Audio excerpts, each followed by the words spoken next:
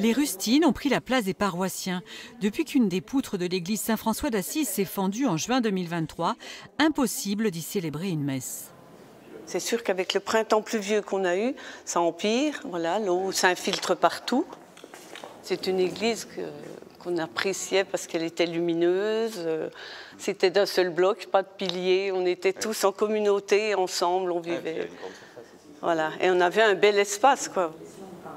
Il n'était pas question de partir de Planoise avec la communauté qui était encore bien existante. Donc en fait, on est arrivé à un consensus global sur le fait de garder une église et un projet, et du coup de reconstruire une église.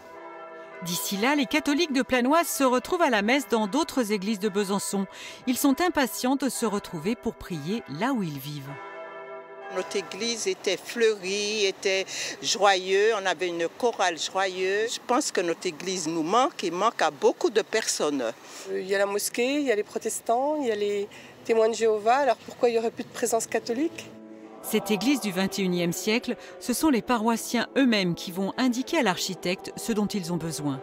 On la voit accueillante et puis surtout pratique, parce qu'actuellement on avait une église qui était peut-être un peu grande. C'est sûr qu'il nous faut l'église pour la liturgie, c'est important bien sûr, et puis une salle pour qu'on puisse se rencontrer, faire des rencontres de convivialité.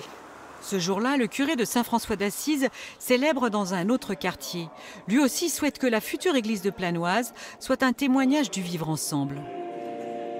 C'est absolument essentiel d'être artisan de paix, facteur d'unité dans ce quartier où il n'y a pas que de la violence.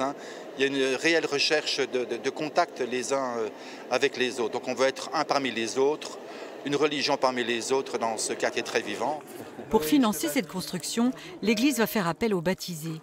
Elle compte aussi sur les recettes de la vente d'une partie de son patrimoine. Cela aurait coûté trop cher de réhabiliter Saint-François d'Assise. D'autant plus que cette église, toute neuve, devrait être une pierre à l'édifice de la rénovation de Planoise, voulue par la ville de Besançon.